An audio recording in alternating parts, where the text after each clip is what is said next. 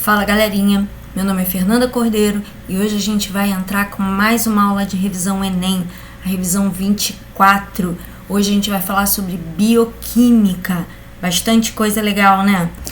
Bom galera, pra gente começar, a gente vai trabalhar com uma questão bem recente, uma questão de 2019, ela é bem tranquilinha, tá? Ele fala que a cada safra, a quantidade de café beneficiado é igual à quantidade de resíduos gerados pelo seu beneficiamento. O resíduo pode ser utilizado como fertilizante. Aliás, isso é um uso que está bastante em moda hoje, graças a Deus, né? Você tem uma lavoura, você faz o uso de cana, soja e todo aquele resíduo industrial que antes era jogado fora, resíduo agrícola, ele hoje está sendo utilizado na biomassa. Então a biomassa hoje é uma fonte de energia muito boa e hoje se usa muito esse material que antes era jogado fora. Isso para o meio ambiente é bem legal. Mas vamos lá. Ele pode ser utilizado como fertilizante, ele tem 6,5% de pectina, que é um polissacarídeo, 25% de açúcar fermentável, frutose, sacarose e galactose, e resíduos de alcaloides. E aí ele diz que isso pode virar um fertilizante, justamente porque ele tem uma quantidade de conteúdo que pode gerar energia, pode gerar, né, para as próximas plantas e tal. É muito comum hoje, inclusive, você deixar aquela palha, né, deixar aquele sobre a lavoura mesmo. É bem interessante isso, bem legal. Então, galera, quantidade que ele tem, 6,5 de pectina, 25 de açúcar e mais os resíduos de alcaloides. E isso não foi extraído durante o processo em que foi feito o beneficiamento do café. Isso ficou, né, naquilo que você ia jogar fora. E aí esse resíduo ele vai contribuir com a fertilidade do solo, por quê? Possibilita a reciclagem? Pô, isso é interessante, né? Carbono, nitrogênio, a gente sabe que um ciclo. E aí, antigamente, parte disso era jogado fora, às vezes ia parar no corpo aquático, às vezes ia parar em lixão, enfim. E existe a possibilidade de ciclagem. Então a ideia é boa, mas vamos olhar as coisas que vem embaixo para ver se a gente vai ficar com essa A mesmo. Provoca o deslocamento do alumínio, que é tóxico. Beleza, alumínio é tóxico, mas em que momento do texto ele falou de alumínio? Não. Melhora a compactação do solo. Gente, melhorar a compactação do solo, quando você vai fazer qualquer tipo de plantação, você faz uma aeração do solo. Então, compactar o solo seria um prejuízo para o solo. Elevar o pH do solo em função da degradação dos componentes do resíduo. Ele não fala de nenhuma substância capaz nem de elevar, nem de reduzir o pH. Apresenta efeitos inibidores do crescimento. E aí, que efeitos que são inibidores do crescimento? Ele não cita isso no texto. Então, realmente, ciclagem do carbono e nitrogênio, tá bom? E aí a gente tem, só para dar aquela recordada rápida, o ciclo do carbono. A gente tem CO2 aqui na atmosfera. Esse CO2, em função da luz solar na fotossíntese, vai ser absorvido pelas plantas. Se a planta morrer antes dela ser consumida por algum animal, ela acaba vindo aqui para o solo. Ela pode, se for um processo oxidado, presença de oxigênio, virar CO2 e voltar para a atmosfera. Se for um processo na ausência de oxigênio, ele acaba virando hidrocarboneto e gerando combustível fóssil. Ele pode também ser utilizado como fonte de alimentação para herbívoros e depois, na sequência, né, para outros animais. Ele entra ali no ciclo, né, de alimentação, né, e a gente vai ter em algum momento esse carbono virando CO2, seja por respiração, seja por degradação pós-mortem, né, de um animal, enfim, de forma oxidada, ele volta a ser CO2 e o ciclo se fecha. Não vou entrar em detalhes, né? A gente tem aqui uma série de possibilidades, depois vocês dão uma olhadinha direitinho, mas o CO2 ele tem bastante possibilidades. Só lembrando que quando esse ciclo está equilibrado, né, quando a gente consegue manter esse ciclo equilibrado, a quantidade de CO2 na atmosfera ela fica sob controle. Quando a gente pega esse combustível fóssil, petróleo e derivados de petróleo, e acaba lançando de volta na atmosfera, esse petróleo, que já era carbono que estava sequestrado, ele acaba retornando em quantidade que a fotossíntese não dá conta de equilibrar. E aí você tem aumento do efeito estufa, e aí começam os problemas ambientais. Mas se o ciclo for respeitado direitinho, ele fica num equilíbrio bem legal. Outro ciclo que o texto fala é o ciclo do nitrogênio, onde eu tenho N2, que é uma molécula, né, de carga zero, tá? Não é a mais reduzida, mas o nitrogênio aqui está com carga zero. Ele vai ser fixado por bactérias, vai se transformar em amônia, né, o NH3. O NH3, como o chão tem água, ele pode acabar reagindo com essa água, se transformando em NH4OH. E aí libera o íon amônio. Cuidado com isso, vocês erram muito. Amônia, NH3. Amônio, NH4+, tá? Amônia não é um íon, amônia é um composto zerado. E o amônio, ele é um íon de carga +1, ok? Aí eu tenho uma bactéria que ela vai produzir uma oxidação desse nitrogênio. Esse nitrogênio aqui está com NOx -3, tanto no NH4 quanto no NH3, ele está com NOx -3. E aí esse processo vai ser um processo de oxidação. Existe uma bactéria capaz de oxidar essas substâncias a nitrito. E uma outra, né, oxidação, ele vai a nitrato. E o nitrato, sim, consegue ser absorvido pelas plantas, beleza? Bom, se nada disso acontecer, esse NO3 pode ser desnitrificado e voltar a N2. No nitrito, o nitrogênio está com NOx +3 e no nitrato é o NOx mais alto dele, ele é da 5A, então o NOx mais alto dele é +5, e o nitrato é onde ele está com o NOx mais alto, é a espécie mais oxidada, tá bom? Questão 2. Um laudo de análise de laboratório aprontou que as amostras de leite de uma usina de beneficiamento estavam em desacordo com padrões. Aí ele fala sobre a concentração de sacarose, estava maior do que deveria estar, né? E aí ele pergunta que teste deve ter sido feito. Gente, os testes, eles têm que ser testes específicos, senão eu não consigo identificar o que eu quero. Medida de turbidez. Turbidez é o líquido ficar turvo, líquido ficar opaco, mas o leite é branco, opaco. Não tem como medir maior ou menor turbidez numa coisa que não é transparente. Precisava de um líquido tipo água para ver se ela está mais turva ou menos turva, né? Se a luz está passando mais ou menos. Então, determinação da cor. Ele está falando de sacarose. Sacarose, ele é branco em solução, ele fica incolor, então não vai me dar cor. Não é isso que vai me falar se tem mais ou menos sacarose. Determinação do pH. A determinação do pH também não tem muito a ver. Por quê? A sacarose, como toda ose, todo açúcar, é um poliálcool. Então, a probabilidade dele mudar o pH do leite, tendo maior ou menor concentração, ele não ioniza, não dissocia. Então, ele não gera íons em solução e isso não muda o pH. Então, determinação do pH não vai ser útil. Medida de densidade. Aí é interessante, porque quanto mais açúcar ou sal você põe numa solução, maior a densidade dessa solução. Então, isso já seria interessante. E medida de condutividade vai bater na mesma coisa do pH. Por quê? A sacarose não ioniza, não dissocia. Se ela não ioniza, não dissocia, ele não pode mudar a condutividade, porque ele precisava liberar íons em solução. E ele não libera. Então, tá fora. A gente, para identificar nas amostras de leite se ela está ou não em desacordo com os padrões que foram estabelecidos, a concentração da sacarose sendo maior, ele tem que aumentar a densidade, tá bom? Vamos lá, próximo. Um dos processos biológicos mais antigos é a utilização de micro-organismos para a produção de alimentos, por exemplo, fermentação, né?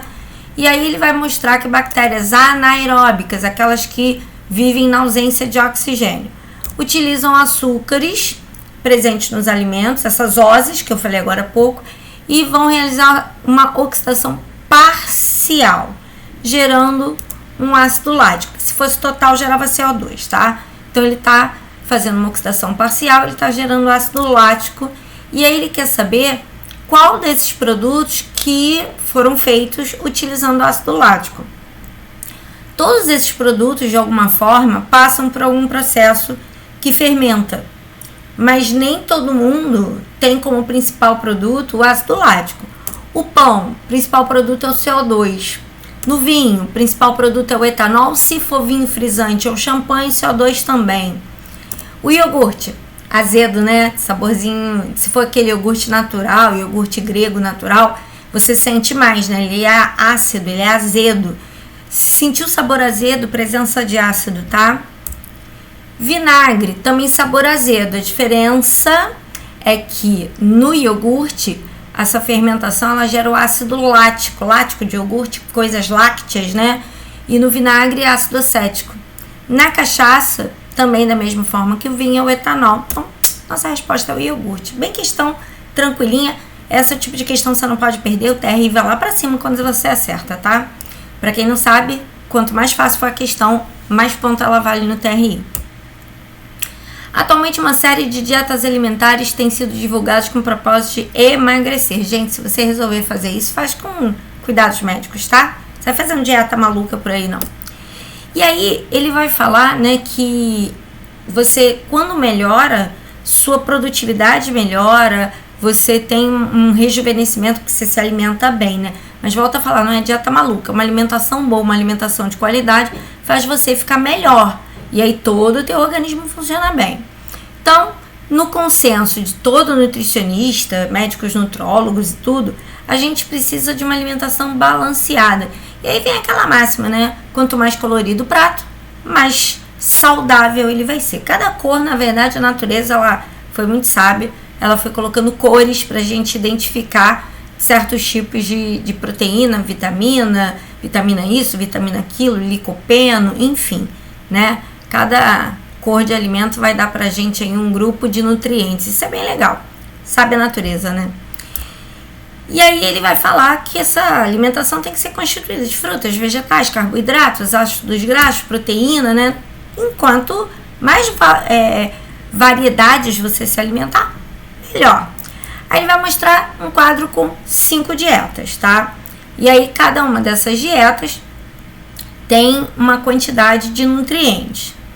Só que ele quer que você tenha na ordem carboidratos, ácidos graxos insaturados e proteína. Então, vamos ver quem é quem aqui? Eu fiz uma legendinha para você se guiar. Carboidrato, C. Ácido graxo insaturado, AGI. E proteína, P. Vamos ver quem é quem aqui. Azeite e nozes.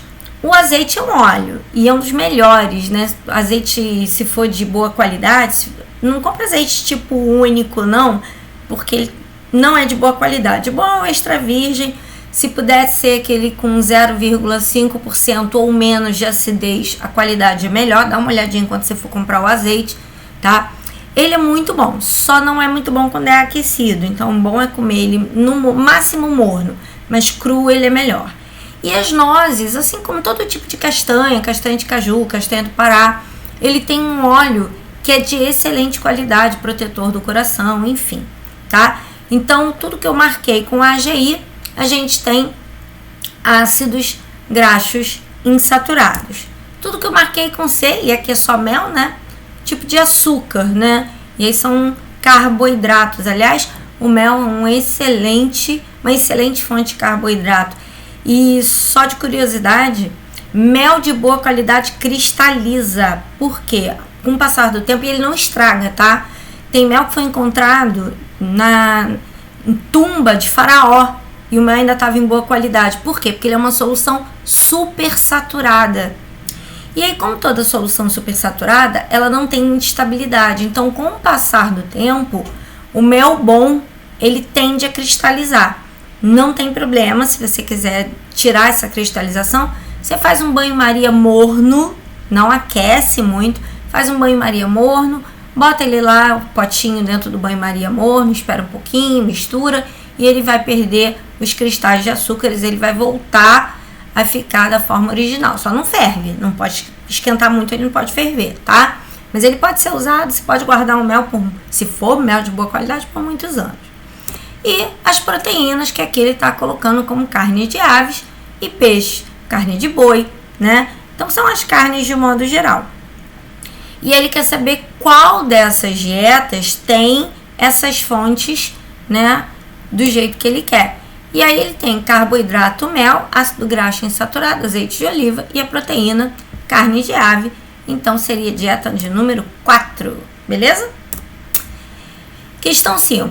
Abelhas utilizam como sinal, né, químico para distinguir umas das outras, qual a função que elas têm, uma coisa chamada feromônio. E aí eu tenho 2 tipos de feromônio. Feromônio sinalizador, que é da rainha, ele é o 9-hidroxidec-9-enoico. E tem as abelhas operárias, que é o 10-hidroxidec-2-enoico. E aí, ele quer saber qual é a diferença que eles têm um do outro. Eles têm uma diferença, né? Que diferença é essa? Gente, eu vou voltar aqui para você ver que o nome deles é igualzinho. O que mudou foi que a hidroxila está no carbono 9 e o outro, a hidroxila, está no carbono 10. É a única mudança que eles têm. O resto é tudo igual. Então, eles são isômeros. Se eles são isômeros, a fórmula molecular deles é igual. As ligações que eles têm, né, os tipos de ligações, são iguais, tudo ligação covalente. Se eles são isômeros, a contagem de carbonos é a mesma fórmula molecular. E o grupo funcional é o mesmo, eles não são isômeros de função, tá? Eles têm a mesma função. Então, a diferença deles está na fórmula estrutural. A hidroxila muda de lugar. A hidroxila muda da posição 9 para a posição 10. E aí, uma questãozinha de 2014. Ela não é difícil, mas ela vai ter que ser associada à hibridação. Ele fala que uma fórmula de moléculas, como apresentadas, né, nem sempre é planar, porque a gente escreve as estruturas e no papel, como o papel é 2D, fica parecendo que ela é plana. Mas nem toda estrutura é plana como a gente escreve, né? Pelo contrário, a maioria das estruturas ela é tridimensional. Algumas moléculas, como o benzeno, por exemplo, essas moléculas são planas, mas não são todas, tá?